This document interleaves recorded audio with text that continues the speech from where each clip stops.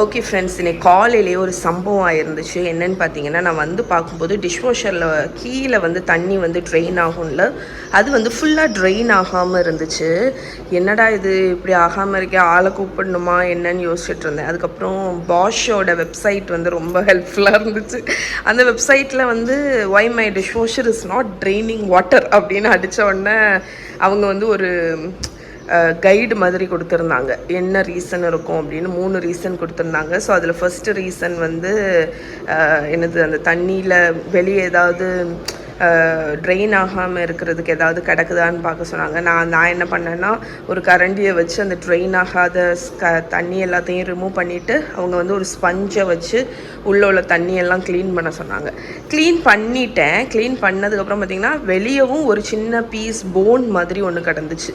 அதை ரிமூவ் பண்ணிவிட்டு பார்த்தா அடுத்த ஸ்டெப்பில் என்ன கொடுத்துருந்தாங்கன்னா, உள்ளே வந்து ஆக்சுவலி நான் இதெல்லாம் ஏன் உங்கள்கிட்ட சொல்லிகிட்டு இருக்கேன்னு தெரில, பட் சும்மா சொல்கிறேன். உள்ளே வந்து ஒரு பம்ப் இருக்குமா, அந்த பம்பை நம்ம இலக்கிட்டு அதுலேயும் க்ளீன் பண்ண சொன்னாங்க. அதுலேயும் அதில் ஏதாவது ஃபாரின் ஆப்ஜெக்ட் இருக்கான்னு பாருங்கள். அதுலேயும் வந்து எனக்கு வந்து 2 பெரிய பீஸ் பிளாஸ்டிக் மாதிரி என்னமோ கிடந்துச்சு. ஸோ அதையும் ரிமூவ் பண்ணிவிட்டு நீட்டாக டிஷ்வாஷருக்கு உள்ள சைட்லெல்லாம் வந்து ஸ்க்ரப் பண்ணி வைப் பண்ணிவிட்டு இப்போ ஆன் பண்ணி விட்டுருக்கேன் நான். எனக்கு தெரிஞ்சு இது வந்து கண்டிப்பாக இப்போ வந்து ட்ரெயின் ஆகணும். இந்த சைக்கிள் வந்து எண்ட் ஆகிடுச்சு அப்படின்னா டிஷ்வாஷர் வந்து கம்ப்ளீட்டாக ட்ரெயின் ஆகிடுச்சின்னு அர்த்தம். இது எண்ட் ஆகலைன்னா பிரச்சனை, யாரையாவது கூப்பிட தான் வேணும், டெக்னீஷியன். ஸோ எனக்கு இந்த மாதிரி இந்த எலக்ட்ரானிக் அப்ளையன்சஸ் ஏதாவது பிரச்சனை பண்ணாலே இதாக இருக்கும். ஏன்னா வந்து நம்ம இருந்து அந்த சப்போர்ட்டுக்கு கால் பண்ணி, ஐயோ அது பெரிய ப்ராசஸ். அதனால் ஹோப்ஃபுல்லி நான் வந்து வேண்டிக்கிட்டே இருக்கேன், இது எப்படியாவது ட்ரெயின் ஆகிரட்டும் அப்படின்னு. உள்ள பாத்திரம் வந்து 2-3 பாத்திரம் மட்டும் இருந்துச்சு, அதை மட்டும் வச்சுட்டு ஆன் பண்ணி விட்டுருக்கேன். பார்ப்போம் இது எப்படி ட்ரெயின் ஆகுதா இல்லையான்னு பார்ப்போம். இப்போ இன்னும் 47 மினிட்ஸ் இருக்குது. ஸோ ஒரு சைக்கிள் ஓடட்டும், பார்ப்போம். ஸோ டிஷ்வாஷர் அதோட வேலையை பண்ணிகிட்டு இருக்கும்போது நம்ம ஒரு கப் காஃபி எடுத்துடலாம்.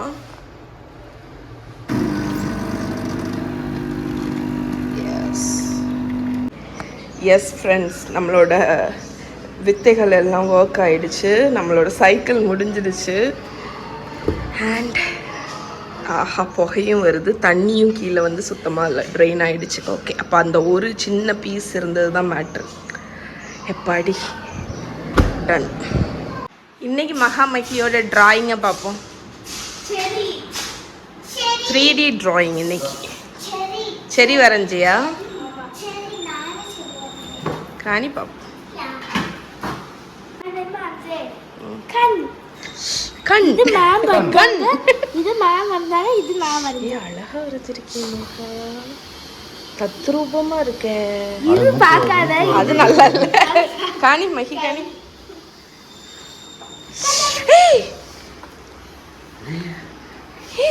அப்படியே 2 செரி இருக்குது மாதிரி இருக்குல்ல, பரவாயில்லையே. செரி கனி. என்னது மகி, என்னது மகி? பாடு பாடு. Yes, ready.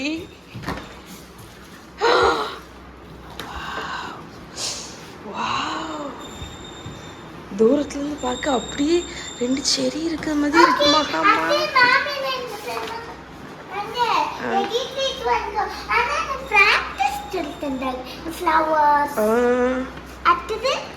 இது நீயா வரைஞ்ச?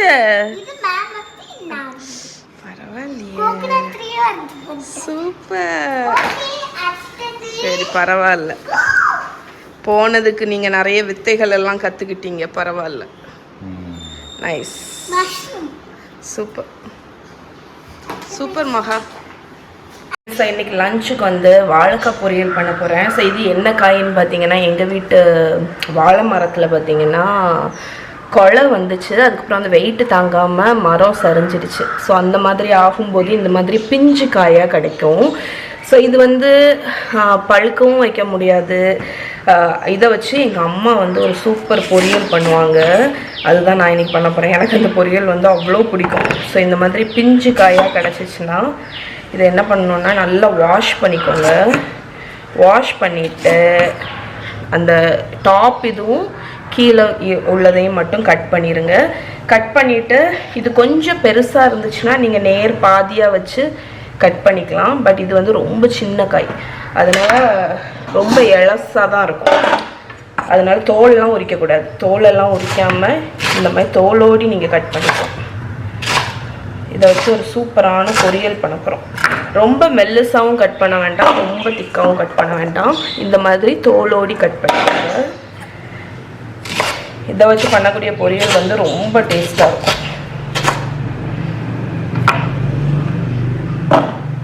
ஓகே, ஸோ நான் இது மாதிரி கொஞ்சம் காய் எல்லாமே கட் பண்ணிவிட்டு எப்படி பண்ணணுன்னு காணிக்கிறேன். ஸோ நம்மளோட வாழைக்காய் பார்த்திங்கன்னா இங்கே ஃபுல்லாக கட் பண்ணி தண்ணியில் போட்டு வந்தேன். அப்புறம் வடிகட்டி எடுத்துட்டேன். இதில் வந்து ஒரு பெரிய பாத்திரத்தில் தண்ணி ஊற்றி உப்பு போட்டிருக்கேன், மஞ்சள் பொடி போட்டிருக்கேன். இதில் வந்து நீங்கள் மெயினாக இந்த வாழைக்காய் டிஷ்ஷுக்கு வந்து கொஞ்சம் புளி தண்ணி விடணும். ஸோ இது வந்து எங்கள் அம்மா வந்து எனக்கு சொல்லி கொடுத்த ட்ரிக்கு. கொஞ்சோண்டு புளி இல்லைன்னா புளி தண்ணியை விட்டு அதுக்கப்புறமா அதில் வாழைக்காய் போடணும். தண்ணி கொதிச்ச உடனே வாழைக்காய் போட்டுட்டேன்னா இனி திருப்பி இது ஒரு கொதி வரும்ல, தள்ளன்னு கொதிச்ச உடனே நீங்கள் வடிகட்டிட வேண்டியதுதான். ஏன்னா இதை வந்து ஓவராக குக் பண்ணிட்டீங்கன்னா வாழைக்காய் வந்து குழஞ்சிடும். அதனால ஒரு கொதி வந்ததுக்கப்புறம் இதை வடிகட்டிட்டு அதுக்கப்புறம் பொரியல் எப்படி பண்ணணும்னு காணிக்கிறேன்.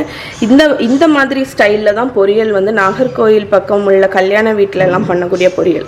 இதை வந்து நாங்கள் வாழைக்காய் துவட்டல்னு சொல்லுவோம். பிஞ்சு காய் வச்சு தான் பண்ணுவாங்க, பெரிய வாழைக்காய் போட்டு பண்ண மாட்டாங்க. அந்த ஸ்டைலில் பொரியல் எப்படி பண்ணணும்னு உங்களுக்கு இப்போ சொல்லித்தரேன். இது வந்து ஒரு கொதி வந்தோடனே நான் இதை வடிகட்டிட போகிறேன். ஓகே, நம்மளோட வாழைக்காய் ஒரு கொதி வந்தோடனே நான் வடிகட்டி இதை ஓரத்தில் வச்சுட்டேன். இப்போ வந்து நம்ம இதே பேனில் தாளிக்கிறதுக்கு ரெடி பண்ணிடலாம். ஸோ தாளிப்பு வந்து இந்த பர்டிகுலர் டிஷ்ஷுக்கு பெரிய இதே இல்லை. நல்லெண்ணெய் தாளிச்சுக்கோங்க. அதில் கடுகு, உளுத்தம்பருப்பு, வரமிளகா, பெருங்காயத்தூள், கருவேப்பிலை தாளிச்சிட்டு வாழைக்காவை போட்டு உப்பு போட்டு நல்லா பரட்டிட்டு ஃபைனலாக நல்ல மிளகு பொடி மட்டும் போடணும். இதுக்கு சில்லி பவுடர் எதுவுமே கிடையாது, நல்ல மிளகு பொடி தான் போடணும். ஓகே, அந்த ஒன்று தான். ஸோ நல்லெண்ணெய் ஹீட் பண்ணிக்கோங்க. அதில் நம்மளோட உளுத்தம்பருப்பு, கடுகு, வரமிளகா அதை போட்டுட்டு கொஞ்சம் ஃப்ரை ஆகட்டும்.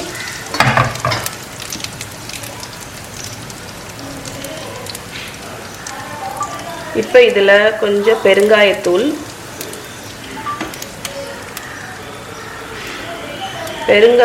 அடுத்து ஒரு கை நிறைய கருவேப்பிலை.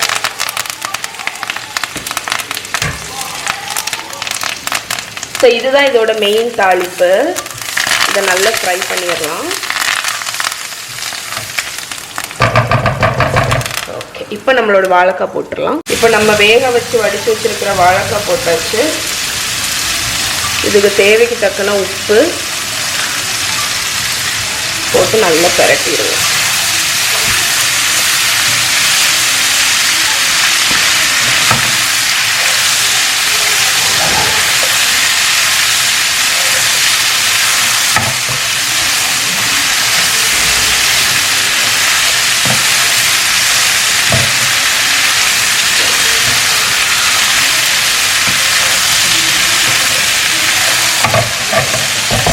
ஸோ இது எண்ணெயில் கொஞ்ச நேரம் கிடக்கட்டும்.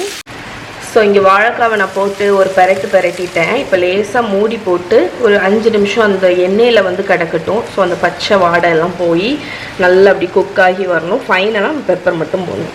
ஸோ 5 நிமிஷம் இடையில பரட்டி விட்டு கொஞ்ச நேரம் இருக்கட்டும். ஸோ நம்மளோட பொரியல் நல்லா ரோஸ்ட் ஆயாச்சு. ஃபைனலாக கொஞ்சம் பெப்பர் பவுடர் போட்டு நல்லா டாஸ் பண்ணிட்டீங்கன்னா உங்களோட வாழைக்காய் துவட்டல் ரெடி. ஸோ இன்னைக்கு லஞ்சுக்கு வந்து இதுதான்.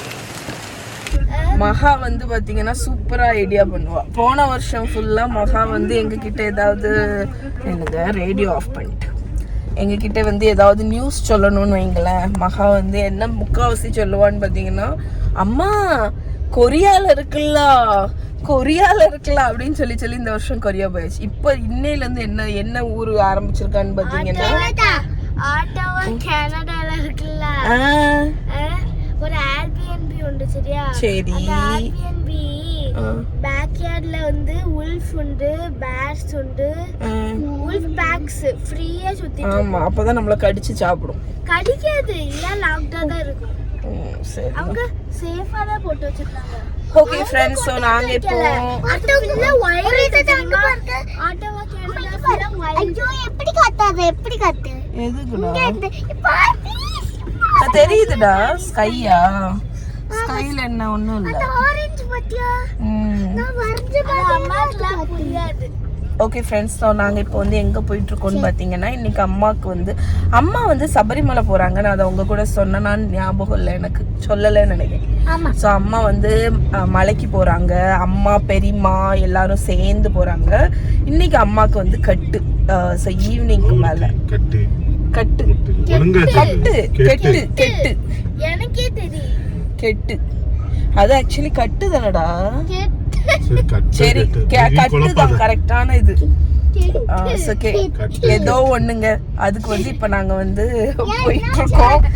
அங்க போயிட்டு அவங்களுக்கு இது பண்றேன். சதீஷ் வந்து கார்ல ஏறினா வந்து ஒரு இதாயிருவாங்க, ஒரு லெவல்ல ஆயிரும். என்னைய வந்து கலாய்க்கிற மூடுக்கு வந்துரும். நான் என்ன வாயிலேருந்து என் வாயிலேருந்து என்ன முத்துக்கள் உதிருங்கிறத பார்த்துட்டே இருப்பேன். சாரி. சதீஷ்க்கு பதில் கொடுக்க போறேன். ஆக்சுவலி நான் கூகுள் முதற்கொண்டு பண்ணியாச்சு. ஒரு பாட்டு உண்டுல்ல, பள்ளி கட்டு சபரிமலைக்கு, அதுல கட்டுன்னு தான் வரும், கெட்டுன்னு வராது. அதனால நான் சொன்னது கரெக்ட் தான்.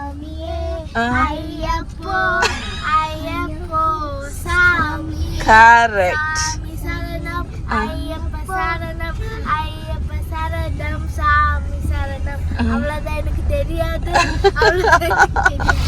ஸோ சதீஷ்க்கு கன்ஃபியூஸ் ஆயிடுச்சு. என்கிட்ட வசமா மாட்டிட்டாங்க. அவனோட ஸ்லாங்ல சொல்லி மாட்டிட்டான். நான் சொன்னது கரெக்ட், நான் சொன்னது தப்பு இல்ல.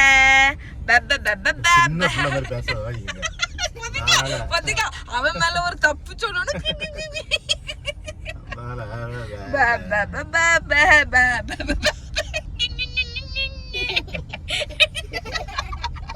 முகம் ஒழுங்கா தெரிய மாட்டேங்குது, இருட்டா இருக்கு. இல்லாட்டி ரியாக்ஷனை பண்ணி கேப்சர் பண்ணிருக்கலாம். முகம் வாய்ஸ் மட்டும் தான் அங்க இருந்து வருது, ஒரே இருட்டா இருக்கு.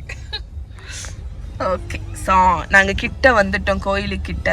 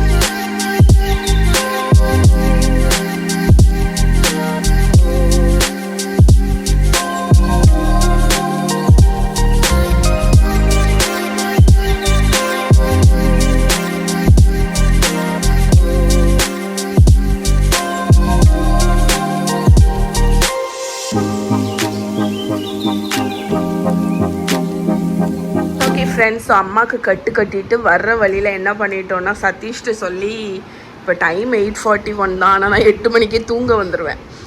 ஸோ எனக்கு நல்ல டயர்டாக இருந்துச்சு. ஸோ சதீஷ்ட்ட சொல்லி எங்கள் வீட்டுக்கு பக்கத்தில் ஒரு கடை, சின்ன கடை உண்டு, அங்கே வந்து இட்லி நைட்டு வந்து கொடுப்பாங்க. அவங்கள்ட்ட சொல்லி பார்சல் வாங்க சொல்லிவிட்டு, ஆமாம் குட்டீஸ்க்கும் அத்தை மைனிக்கு எல்லாத்துக்கும் இட்லி வாங்க சொல்லிட்டேன். எனக்கு இன்றைக்கி வந்து சாப்பிட்றதுக்கு மூடே இல்லை. அதனால நான் வந்து பாலும் வாழைப்பழமும் மேங்கோவும் எடுத்துகிட்டு வந்தேன். எனக்கு ஃபுட்டில் வந்து மஹி வந்து பங்குக்கு வந்திருக்கா.